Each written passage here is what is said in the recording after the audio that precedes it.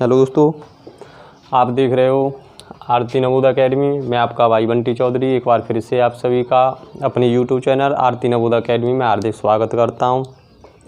आज आप एवरेज का पार्ट 5 सीखने के लिए जा रहे हो, तो वीडियो के अंत तक ज़रूर बने रहें। और यदि वीडियो आप लोगों को पसंद आए तो लाइक शेयर सब्सक्राइब ज़रूर करें, जिससे जो भाई बहन नए जुड़े हैं सब्सक्राइब करने के बाद बेल आइकन ज़रूर प्रेस करें, जिससे आने वाली हर वीडियो आप तक पहुंच सके। तो आज का टॉपिक पार्ट 5 एवरेज, जिसमें मोस्ट इम्पोर्टेंट आपको ट्रिक बताई जाएंगी। और जिन भाई बहनों ने पार्ट 4, 3 या सेकंड, फर्स्ट नहीं देखा है, उसका लिंक डिस्क्रिप्शन में दिया हुआ है, वहाँ से आप उन वीडियो को देख सकते हो। तो चलते हैं समय न लेते हुए अपने टॉपिक की ओर। हमारा फर्स्ट क्वेश्चन होगा, 4 लगातार सम संख्याओं का औसत क्या है? 4 लगातार सम संख्याओं का औसत, सम संख्याओं का औसत क्या होगा?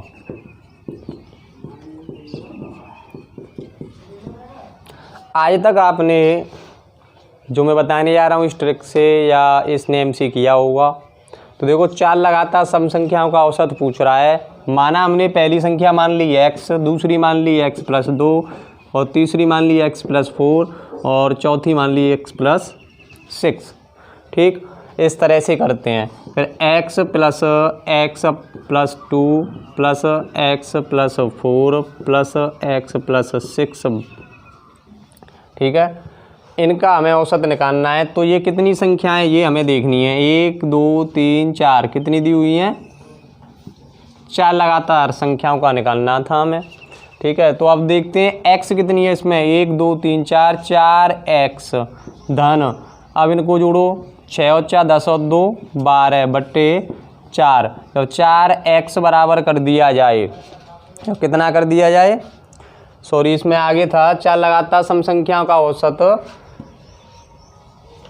27 है। क्वेश्चन हम पूरा नहीं लिख पाए। 4 लगातार सम संख्याओं का औसत 27 है। इनमें सबसे बड़ी संख्या क्या है? इनमें सबसे बड़ी संख्या क्या है?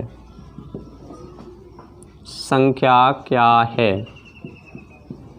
क्वेश्चन है हमारा 4 लगातार सम संख्या का औसत 27 है। इनमें सबसे बड़ी संख्या क्या है, हमें ये बतानी है। तो बराबर 27। जब हम 27 का गुणा 4 से कर दें तो ये बनता है 108।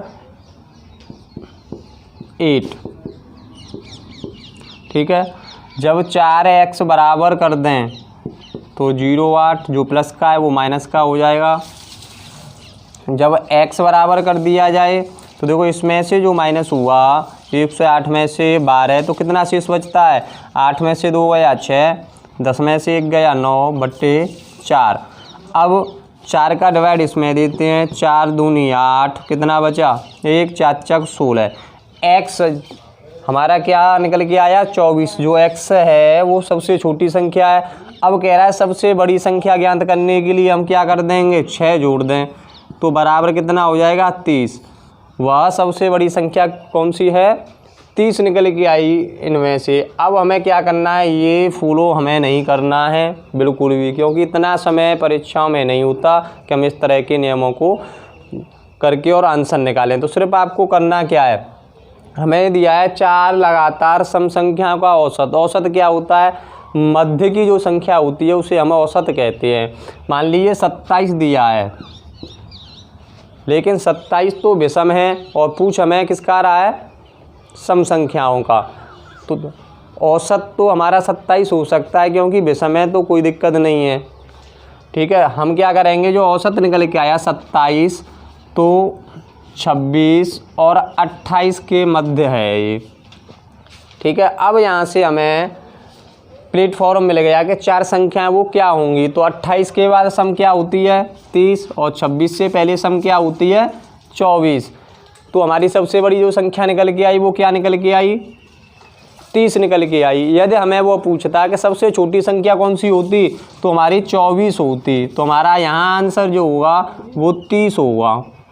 तो मुझे पूरी उम्मीद है कि आपको अच्छी तरह से समझ में आ गया होगा। जिस भाई बहन के समझ में नहीं आया वो नेक्स्ट क्वेश्चन का अच्छी तरह से ध्यान दे। अब चलते हैं नेक्स्ट क्वेश्चन की ओर।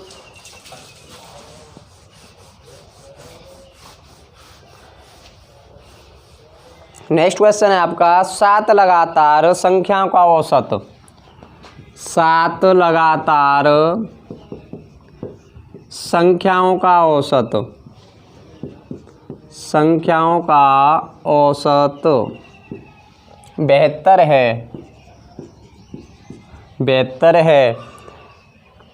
तो पहली और अंतिम संख्या का जोड़ क्या होगा? तो पहली और अंतिम संख्याओं का योग क्या होगा? तो मेरे प्यारे भाई बहनों, हमें x तो बिल्कुल नहीं माननी है, क्योंकि x के चक्कर में हम परीक्षाओं में असफल हो जाते हैं। तो हमें करना क्या है? 7 लगातार संख्याएं दी हुई हैं, हमें न तो ये प्राकृत संख्या दी, न सम दी, न विषम दी कि कौन सी संख्या है। तो हम क्या करेंगे? 7 लगातार संख्याओं का औसत 72 है। और आप सीख गए हो कि औसत क्या होता है? मध्य की संख्या जो होती है वह औसत कहलाती है। तो 7 में से 1 निकल गया, कितना बचा? 6। तो 3 संख्याएं तो इसके पीछे होंगी और 3 संख्याएं इसके आगे की होंगी। तो 72 के बाद क्या होगा? 73, 74 और 75। 72 से पहले 71, 70 और 69। ठीक है, ये तो हमारे श्रेणी बन गई इस तरह से। अब क्या कह रहा है? पहली और अंतिम संख्याओं का योग पूछ रहा है। तो पहली हमारी क्या है? 69 और अंतिम क्या है? 75। तो हम क्या कर लेंगे? इन दोनों संख्याओं का योग, इन दोनों को आपस में जोड़ देंगे। तो 9 और 5 14 का 4 कैरी 1, 7 और 6 13 और 1 14। तो हमारी दोनों संख्याओं का योग जो निकला वो 144 हुआ।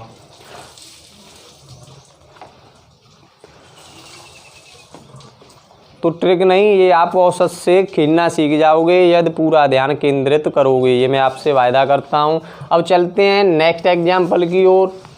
यदि वीडियो आपको पसंद आए तो लाइक शेयर ज़रूर करें, और जो हमारे नए भाई बहन, हमारे मित्र हमसे जुड़ रहे हैं, वो चैनल को सब्सक्राइब करने के बाद बेल आइकन ज़रूर प्रेस करें, जिससे आने वाली हर वीडियो आप तक पहुंच सके।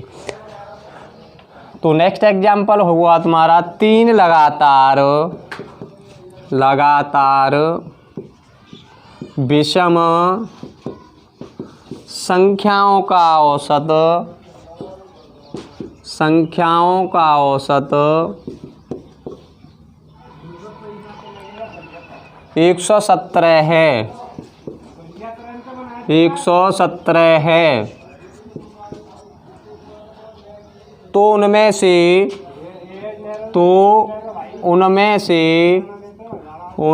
से सबसे बड़ी संख्या क्या होगी? सबसे बड़ी संख्या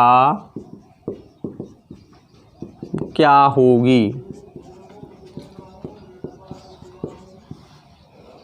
आप औसत निकालना सीख गए हो, आप निकाल सकते हो, जल्दी से निकालने की कोशिश कीजिए। 2 सेकंड में सॉल्व होना चाहिए। 3 लगातार विषम संख्याओं का औसत पूछ रहा है, सॉरी औसत दिया हुआ है 117, तो सबसे बड़ी विषम संख्या वो पूछ रहा है। तो 117, ठीक है, औसत दिया हुआ है। औसत क्या होता है? मध्य की जो संख्या होती है उसे हम औसत कहते हैं। शॉर्ट संक्षिप्त रूप में आप ये समझ जाइए कि औसत वह होता है जो मध्य की संख्या होती है। तो बीच की संख्या हमारी 17 हो गई। पूछ कितने की रहा है? 3 संख्याओं की, तो एक संख्या आगे होगी, एक संख्या पीछे होगी। तो 17 के बाद, लेकिन आपको ध्यान रखना है कि सम पूछ रहा है या वो विषम पूछ रहा है। तो यहाँ पे दिया हुआ है विषम संख्या। तो आपको 117 के बाद जो विषम होगी वो 119 होगी। 117 से पहले जो विषम होगी वो 115 होगी। तो क्या कह रहा है? सबसे बड़ी संख्या क्या होगी? तो सबसे बड़ी संख्या बराबर आपका क्या निकल के आया? सबसे बड़ी संख्या बराबर 119। जो आपका आंसर है। ठीक, अब चलते हैं नेक्स्ट एग्जाम्पल की ओर, नए क्वेश्चन की ओर, जो और भी इससे थोड़ा सा टफ होगा, लेकिन आपको डरना नहीं है बिल्कुल भी,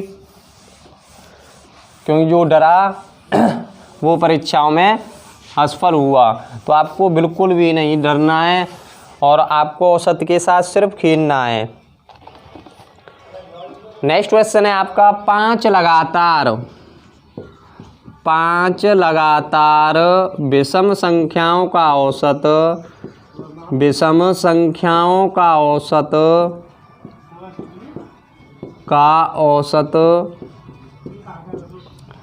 आपको दिया है 3519 है, तो पहली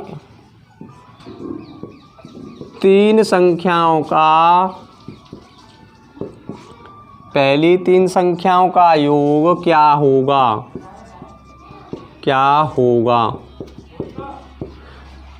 ध्यान से पढ़िए, चलो मेरे साथ पढ़ने की कोशिश कीजिए, क्वेश्चन को पढ़िए, आपकी समझ में आएगा 100%। 5 लगातार विषम संख्याओं का औसत 3519 है, तो पहली 3 संख्याओं का योग क्या होगा? तो मेरे प्यारे भाइयों, 5 लगातार विषम संख्याओं का औसत हमें दिया है 3519। औसत क्या होता है? मध्य की जो संख्या होती है उसे हम औसत कहते हैं। तो 5 में से 1 निकल गई, कितनी बची? 4, तो 2 आगे होंगी और 2 ही पीछे होंगी, लेकिन विषम है तो हमें विषम ही लिखनी है। 19 के बाद कितना होगा? 21, 21 के बाद वो 23। ठीक, अब 19 से पहले क्या होगा? 17, और 17 से पहले 15। अब क्या पूछ रहा है वो? पहली 3 संख्याओं का योग। पहली 3 संख्या क्या है? ये। अब इनका योग हमें करना है 35 15 प्लस 35 17 प्लस 35 19 बराबर। जब हम इनको जोड़ लें तो 10,551 इनका योग होगा। तो शॉर्ट ट्रिक का बाप आप आज सीख रहे हो। यदि वीडियो में आपसे बार बार कह रहा हूँ पसंद आए तो लाइक शेयर और चैनल को सब्सक्राइब ज़रूर करें। जो मेहनत हम आपके साथ कर रहे हैं, यदि आप वीडियो को लाइक शेयर करते हो तो हमें भी खुशी मिलती है और कुछ नया करने की जिद बनी हुई होती है कि अपने भाई बहनों को ऐसी ट्रिक लेकर आएँ उनके लिए कि वो परीक्षाओं में सफल हों। तो नेक्स्ट क्वेश्चन है आपका और भी शानदार। 8 लगातार क्या कह रहा है? लगातार सम संख्याओं का औसत। सम संख्याओं का औसत